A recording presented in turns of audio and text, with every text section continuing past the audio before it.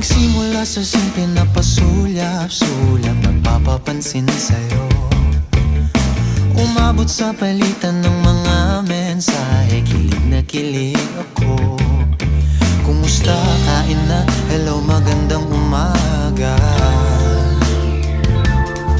Ingat ka, pahinga, huwag kang masyadong magpupuyat pa.